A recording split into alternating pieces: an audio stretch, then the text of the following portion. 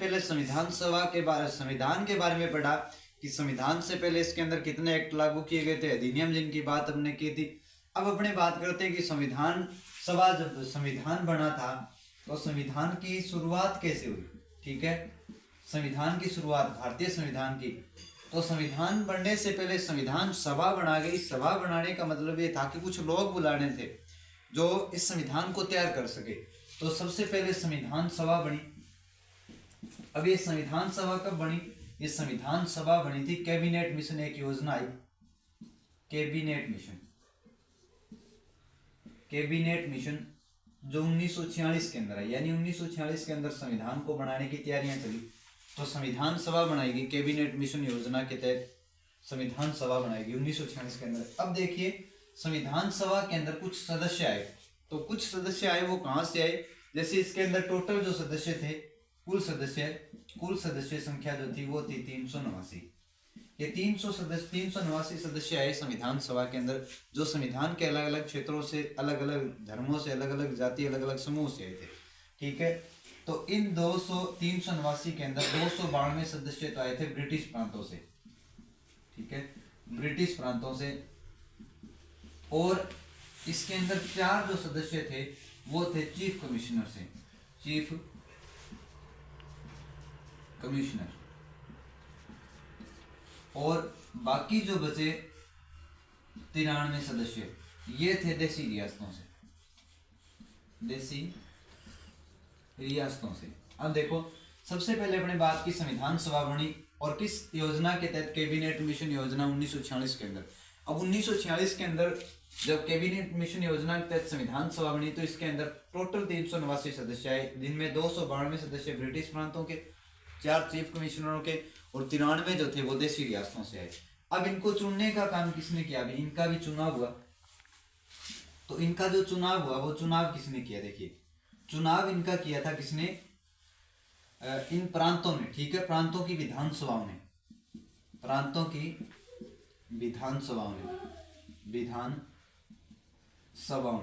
ठीक है, तो इन प्रांतों की जो विधानसभाएं थी उन्होंने इनको चुना।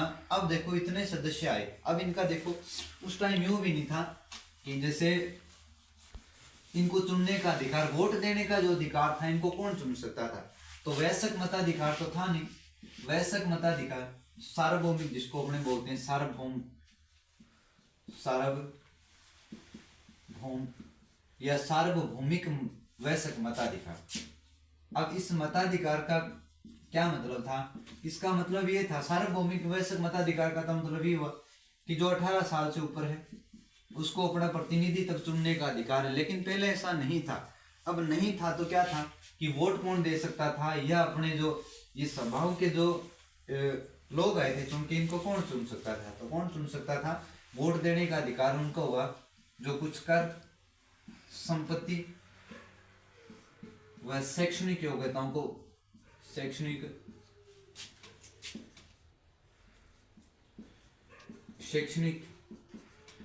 योग्यता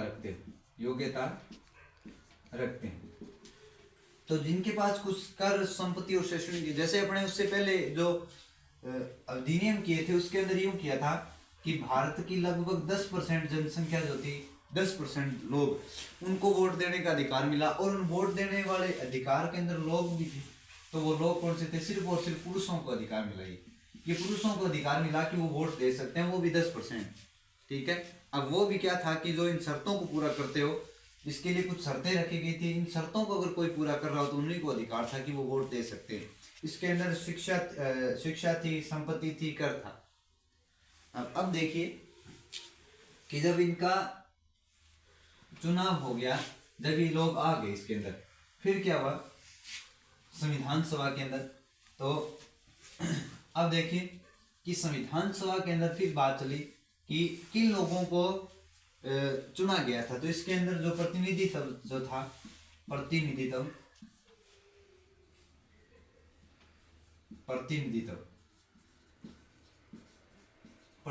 किसको रखा गया? एक तो मुस्लिम, किस आधार पे? मुस्लिम व सिख और साधारण लोगों के आधार पे, साधारण लोगों के आधार पे। ठीक है, तो प्रतिनिधित्व मुस्लिम, सिख और साधारण लोगों के आधार पे रखा गया था। अब देखिए जब इतनी बात होगी तो अब देखिए अब अंतरिम सरकार बनानी थी। अंतरिम सरकार का मतलब ये था कि जैसे आज के टाइम में शिक्षा मंत्री कौन है, खेल मंत्री कौन है, ऐसे मंत्री बनाने थे अंतरिम सरकार। तो लॉर्ड वेवेल्स ने ये काम सौंपा किसको? जवाहरलाल नेहरू को।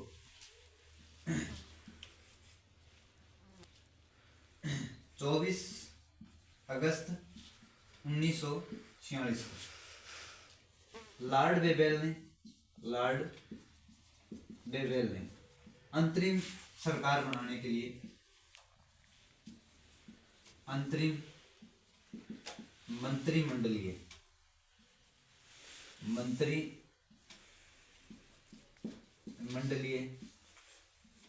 सरकार बनाने की लॉर्ड वेवेल ने काम सौंपा जवाहरलाल नेहरू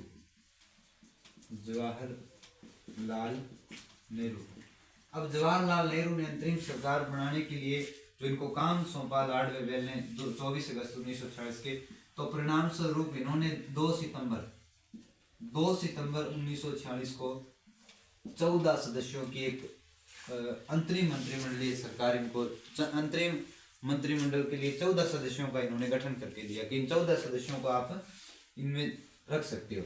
कितने सदस्य? 14 सदस्य। कब? 2 सितंबर 1946 को। किसने चुना अंतरिम मंत्रिमंडल के लिए? जवाहरलाल नेहरू ने। किसने कहा? 24 अगस्त 1946 को लॉर्ड वेवेल ने। अब वो इतनी बात। अब देखिए अब अपने यूं बात करेंगे कि इसके अंदर जो मेन रोल था वो किसका था? संविधान को बनाने में मेन जो रोल था वो किसका था? तो संविधान के जिसको अपने जनक बोलते हैं या अपने पिता भी बोलते हैं, तो किसको बोलते हैं? डॉक्टर भीमराव अंबेडकर। डॉक्टर भीमराव अंबेडकर को। अब देखिए किस कारण इनको ऐसा महसूस हुआ कि अपने भारत के अंदर सब लोगों को समानता का अधिकार नहीं है, सभी के साथ भेदभाव जैसा होता है। तो एक ऐसी ही कहानी हुई इनके साथ, एक ऐसी स्टोरी हुई कि जब ये अपने पिताजी के साथ कहीं जा रहे थे तो रास्ते के अंदर एक नाई जो बाल काट रहा था किसी भैंस के, तो इन्होंने कहा अपने पिताजी से कि पिताजी मुझे भी बाल कटवाने। तो पिताजी ने कहा कि ये जो नाई है ये बाल काट रहा है किसी बड़े जमींदार की भैंस के, तो आपके बाल नहीं काटेगा। क्यों नहीं काटेगा? क्योंकि अपने क्या है ऐसी से थे तो कि अपने जो है वो नीची जाति के हैं, यानी नीचे कुल के हैं, और ये जो ऊंचे कुल की भैंस है इनके जमींदारों की, तो अपने जो अपवित्र ये कैंची जो है इसकी अपवित्र हो जाएगी अगर अपने कैंची लगा दी तो तब इनको यूं लगा कि भाई भारत के अंदर जहाँ आदमियों के और पशुओं के अंदर भी फर्क है, भाई भैंस बड़े जमींदार के उसको बड़ी समझी जा रही है एक इंसान से, तो इंसान की वैल्यू कुछ नहीं। इसलिए इन्होंने ये प्रयास किया कि भारत के अंदर एक ऐसा कानून तैयार करवाना है, एक ऐसा सिस्टम बनाना है जिसके अंदर सभी को समानता का अधिकार हो, समान अधिकार हो। इसलिए जनक किसको कहा जाता है? डॉक्टर भीमराव अम्बेडकर को। अब देखिए संविधान सभा के अंदर 3 बैठकें हुई, 3 बैठक हुई, जिसके अंदर पहली बैठक होती है कब?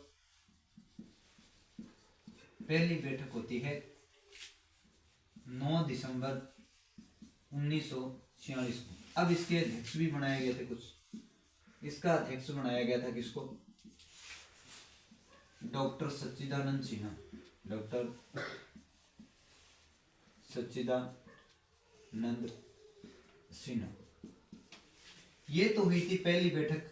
अब सेकंड अगर अपने बात करें तो दूसरी जो बैठक हुई थी, दूसरी बैठक हुई कब?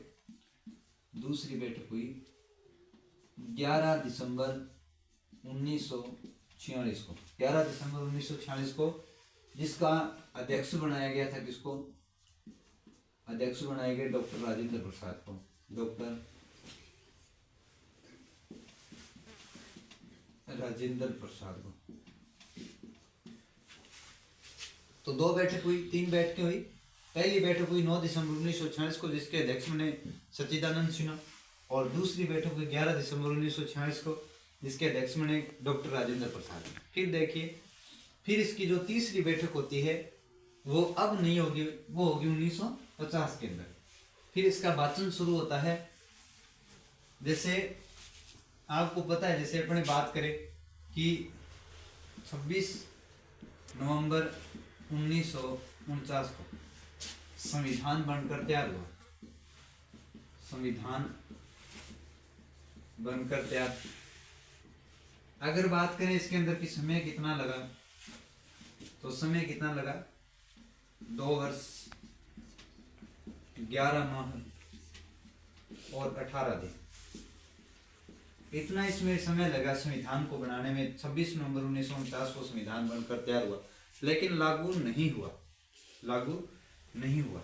अब देखिए इसका एक वाचन चला। वाचन का मतलब, जैसे अपने शुरुआत के अंदर बात की थी कि संविधान सभा के अंदर सदस्य जो थे वो 389 थे, जिनमें 292 ब्रिटिश प्रांतों से, 4 चीफ कमिश्नर से और 93 देशी रियासतों से। अब ये जो था वो आंकड़ा घट के, और जब तीसरा इसका वाचन हुआ तो उस तीसरे वाचन तक जो था, जैसे 26 अगस्त से और 14 नवंबर से 26 नवंबर तक ये वाचन चला, जिसको अपने तीसरा वाचन कहते हैं। इसके अंदर जो सदस्य थे, लास्ट में आप देखो जब संविधान बन के तैयार हुआ तो उस टाइम जो है सदस्य सिर्फ 284 सदस्य बचे, 284 सदस्य बचे। अब देखिए, अब इसकी जो तीसरी बैठक होती है वो कब होती है? तीसरी बैठक होती है इसकी कब? 24 जनवरी 1950 को। 24 जनवरी 1950 को संविधान सभा की तीसरी बैठक,